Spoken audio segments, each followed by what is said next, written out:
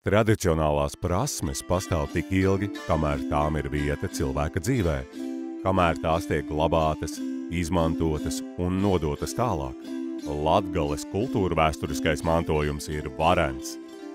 Latgale ir bagāta ar viediem ļaudīm, kuri rūpīgi sargā sentāvu prasmes un pielietotās mūsdienās, radot vērtības, kas sevī nes gan kultūras mantojumu, gan jaunas iespējas. Tamborēšana ir ļoti daudzveidīga un radoša tehnika, kas ļauj veidot praktiskus un mākslinieciskus darbus, kas piešķir ikdienas dzīvei īpašu pieskārienu. Mani sauc Eriģiona Ļuhnoviča. Uz doto brīdi es esmu Daugavpils universitātes pasniedzēja un vienlaicīgi arī strādāju par skolotāju Daugavpils dizaina un mākslas vidusskolā Saules skola.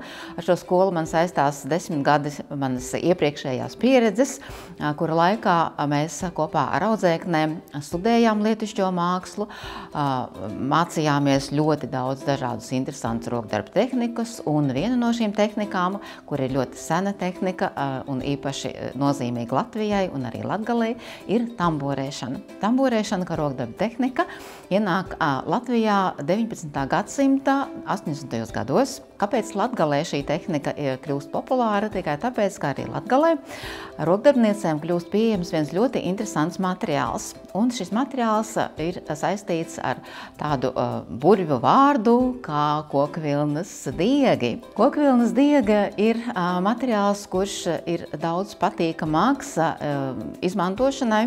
Tamborēšana kā tehnika ir salīdzinoši vienkārša tehnika, un arī savos izstrādājumos rokdarbnieces centās šo tehniku bagātināt ar to iepriekšējo pieredzi, kas viņiem ir bijusi līdz šim, un tad šī pieredze vairāk saistījās arī ar izšūšanu. Tajos priekšmetos, kuri tika darināti šajā tehnikā, parādās arī viņu vēlme veidot kaut ko līdzīgu augu ornamentam, rozes, āboliņa lapiņas, kaut ko līdzīgu un stilizētu koku ornamentiem un, protams, paliek ģeometriskais raksts. Tamborēšana kā rokdarba tehnika savu popularitāti nav zaudējusi līdz pat mūsdienām. Protams, mēs šodien strādājam ar savādākiem materiāliem.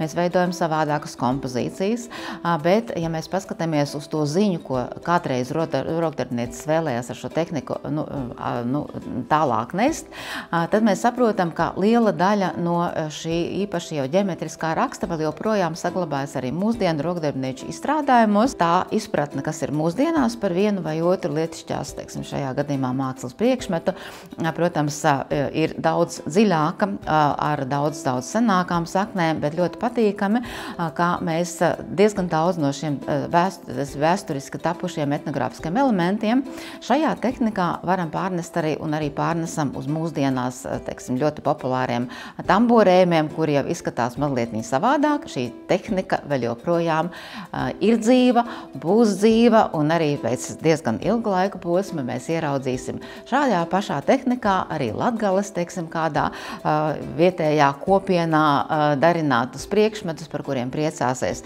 ne tikai vecmāmiņas, priecāsies māmiņas, priecāsies arī, teiksim, mūsu bērni, mazbērni un arī mazmazbērni.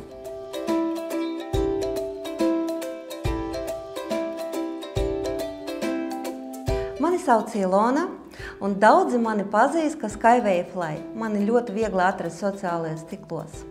Man patīk tamborēšana. Tamborēšana, tas ir mana meditācija, tas ir mans darbs, tas ir mana atpūta. Tas ir kaut kas tas, kas vienmēr līdzi. Atceros savus pirmos soļus tamborēšanā, tas bija pirms 40 gadiem.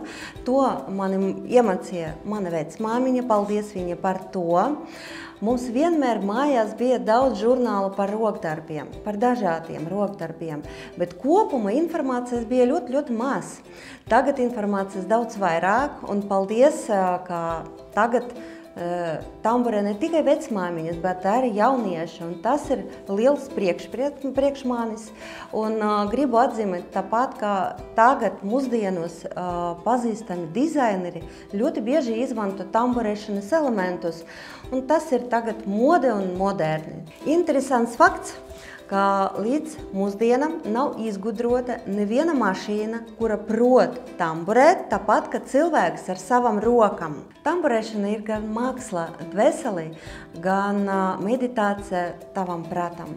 Un, kad mēs tamburējam, mums veidojas jauni neirona savienojumi.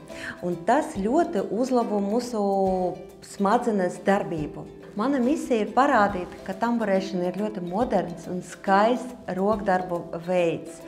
Es mācu jauniešus tamburēt un daru jau daudzus gadus to.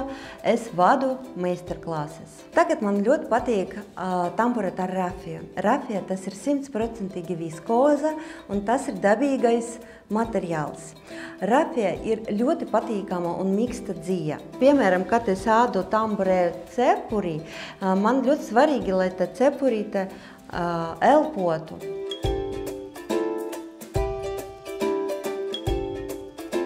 Viss sakas ar gaisa cilpām. Un pēc tam mēs tamburējam parastus stabiņus vai stabiņus, piemēram, ar vienu apmetumu, ar divām apmetumu.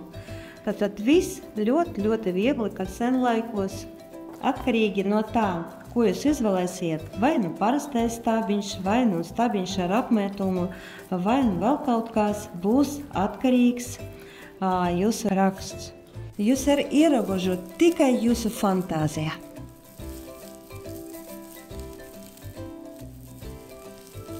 Piemēram, šis summas dizainu es izgudroju pati un pati iztamburēju.